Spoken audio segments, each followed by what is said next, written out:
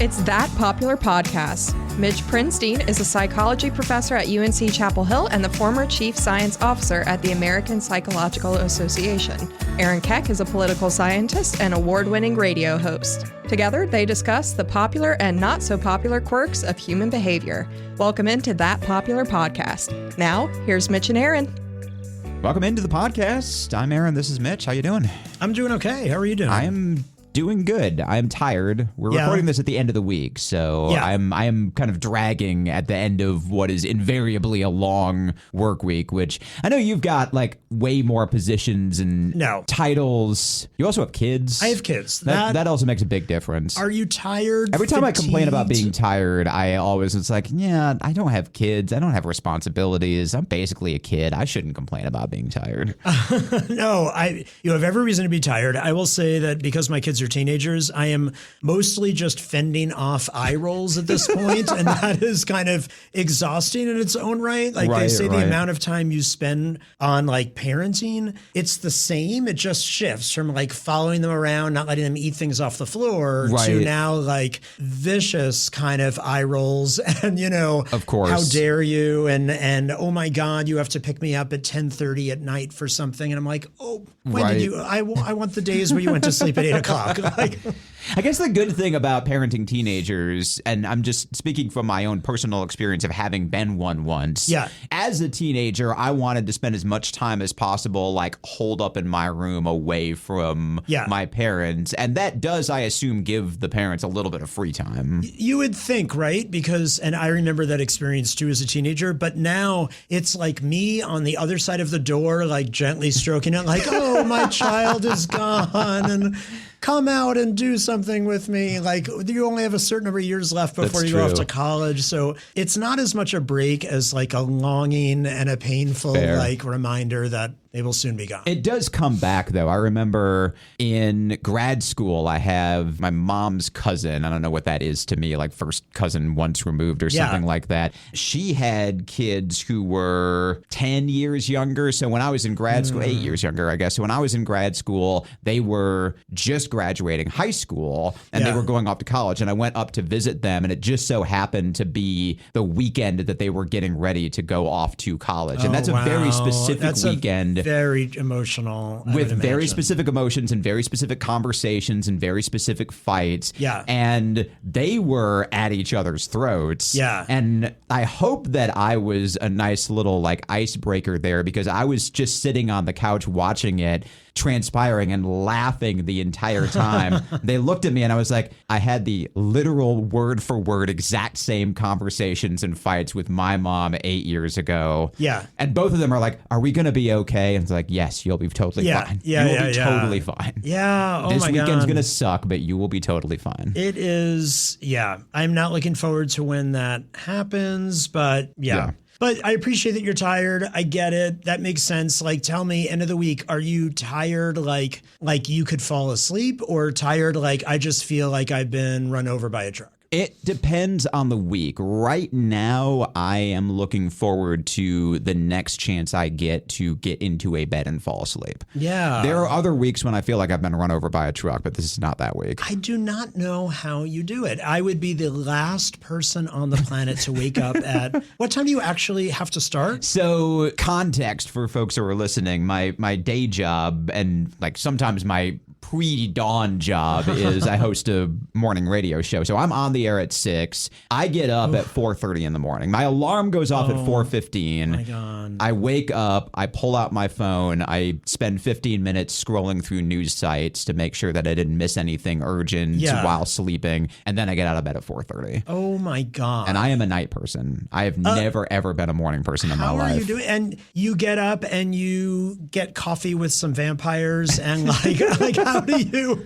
There is no way I could get up that early. It is a ritual. Well, I trained myself. I had been a night person, but I knew I was starting this job, so I started getting up 15 minutes earlier every single day for an entire month to wean myself onto having to be a morning person. But I've got a ritual. I get up at 4:15. I check news sites. I get out of bed at 4:30. I get ready. I go to work. I don't have coffee right away. Wow. I wait until 7, and then at 7 I make my cup of coffee because that's when I really need it. And if I make it at 6, then I'm probably making a second one at 8, and too much caffeine isn't great. So one at 7 will take me through the morning. Wow. But it's sticking with that ritual and doing 4:15 that to 7 before coffee. Yeah. The weird thing is, I think I get up late by morning show radio host standards. Is that right? I think people who host radio or TV news shows at 6 a.m. or 5 a.m., a lot of them will get up at 2 or 3 o'clock in the morning because they'll go into work and then they'll start preparing the show. Oh my God. I can't do that, so I prepare everything the night before. But even then, you get up at 4:15. It's tough. All right, let me ask you this. How well do you sleep?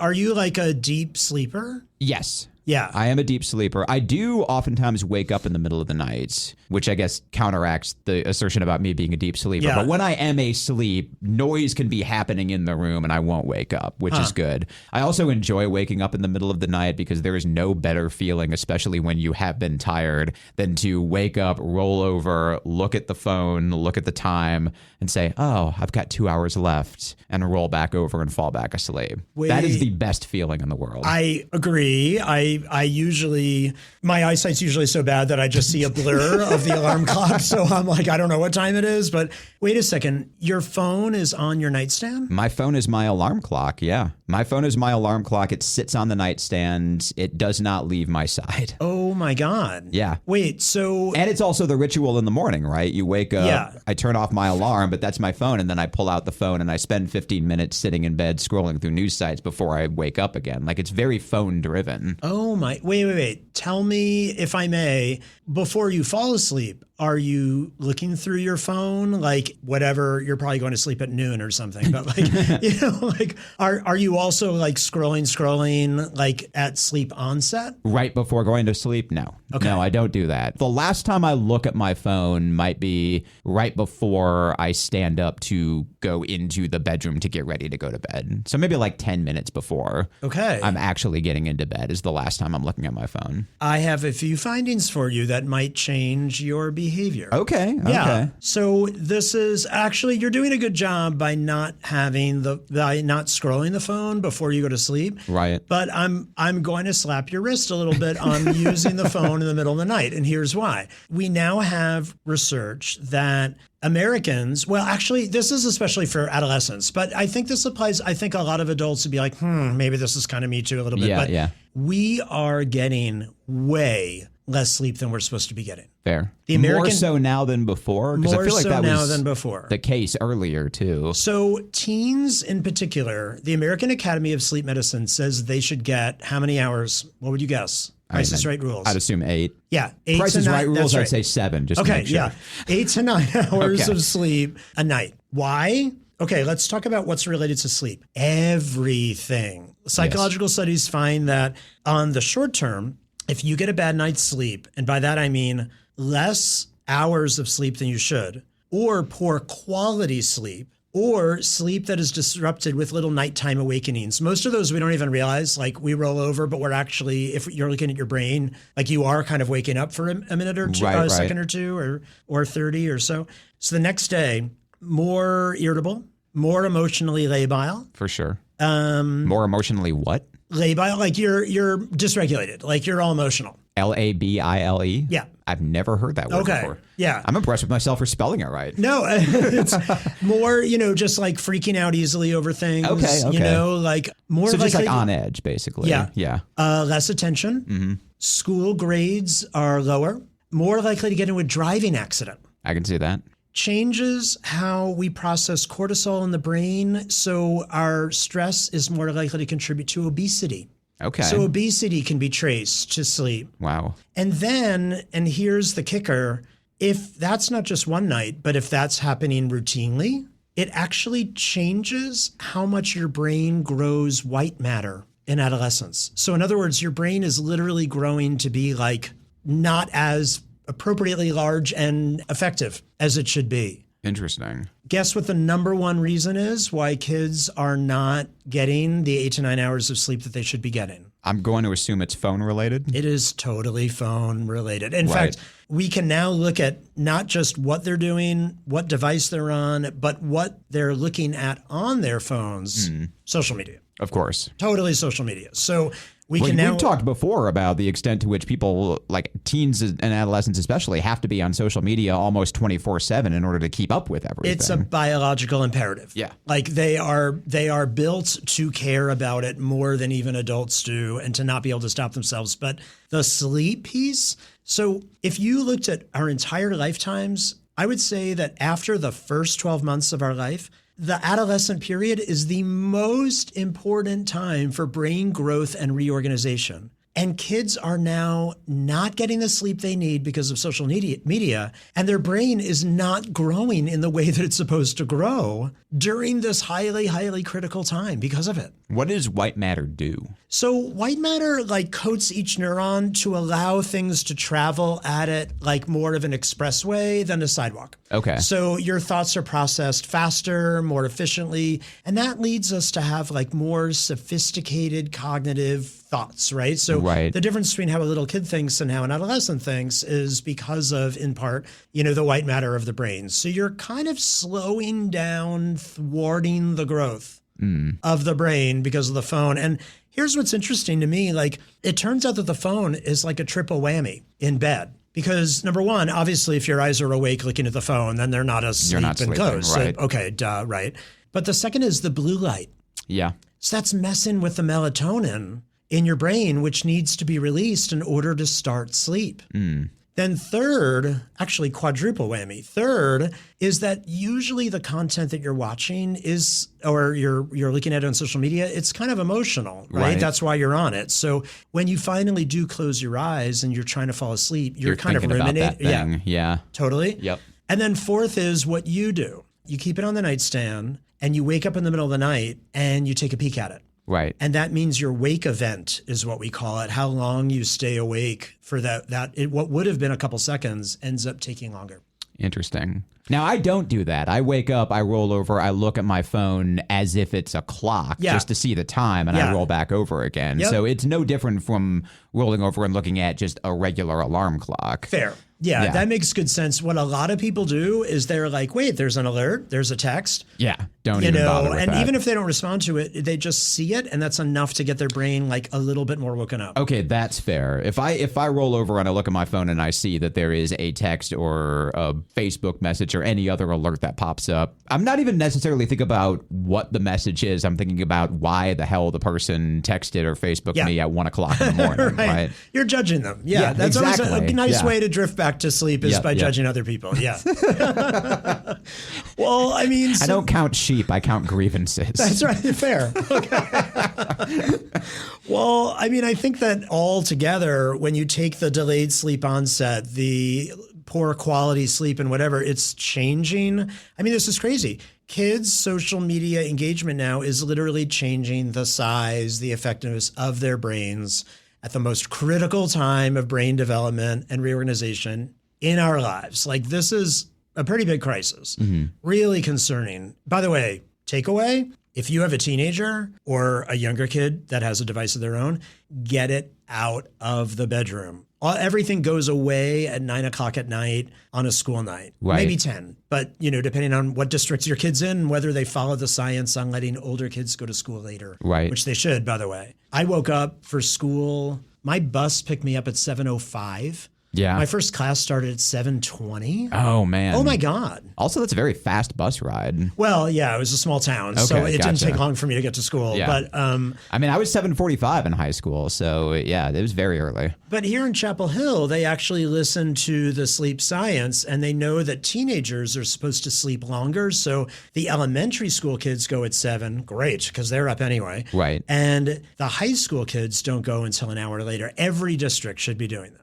Yeah. Mine was completely the opposite in the 80s and 90s. It was 9 o'clock and then 8:30 and 7:45. Like, the older you got, the earlier you had to get up. Yeah, which is insane. So right now, less than 25% of 12th graders are getting the recommended amount of sleep. That actually makes sense. It's terrible, though. Yeah. I mean, we've got whole generations we are raising to have bad sleep, which changes their brain development. This is different than what happens in other countries. Like, sleep is a big deal, it turns out. Yeah. And this is also happening at the same time that there's increasing pressure on high school students, especially in like the sort of high achieving, everyone goes to college districts to take a whole bunch of AP classes and do all these extracurricular things, which are all great individually, but it adds up to a lot of pressure on kids to do a lot of work and stay up doing stuff.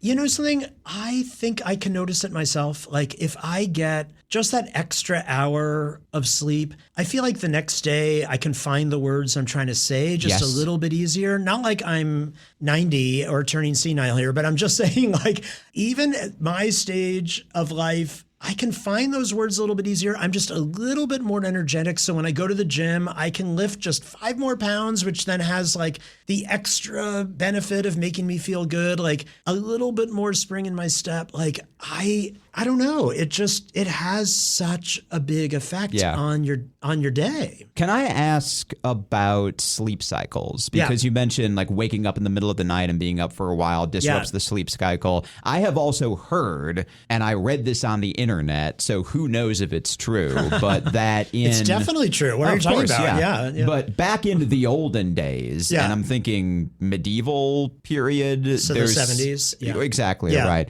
That there is evidence, like documentary evidence, that the sleep cycle was more, you slept for 4 hours, you woke up, you were up for a couple hours in the middle of the night, and then you went back to bed for another 4 hours. And there's writing from the era about what people did in that 2 hour window in the middle of the night. I don't know if it's true, but I've clean heard up that. The cave, like tidy up a little bit, move the carcass back out, move the boulder, dust underneath it, move the boulder back. I never heard this. I do know that our sleep is very much tethered to the sun, right? Because the sun has such a unique effect on creating that melatonin release, and but no, I did not know that. That's I don't know if it's true. We'll have to look it up and see if I'm completely off base in what I was reading. But. Well, and then other cultures that, of course, will take like a mid-afternoon nap, or will start having dinner at 10 p.m. and go to sleep much, much later. I think what's weird though is that we're taking all of these major evolution things that you're talking about and all these just natural biological tendencies,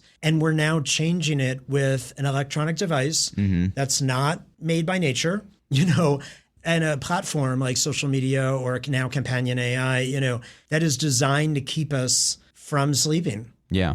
Sending us notifications late at night. I mean, to kids. Can you imagine, like, if in high school, like you're in 9th grade and you get a notification that like someone's just posted a photo with you on it and it's 10:30. You're not falling asleep. You want to see how many likes you get, how many comments. Yeah, right. What picture did they post? Or what did they say about me? Or, that's what's happening now. And even if your phone is set off to the side, you're thinking about it because you saw it on the phone in the first place. 100%. How could you not, right? I mean, are we creating a generation of kids, let's just be honest, adults who are not getting the sleep they need? Are we messing with our biological systems in a way that's totally preventable? Well, except for you. You have to get up at 4:30. Exactly, right. For the rest of us, I've given up hope on you having good sleep. But for the rest of us that don't host a morning show, like this is kind of screwed up. Are human beings self-regulating?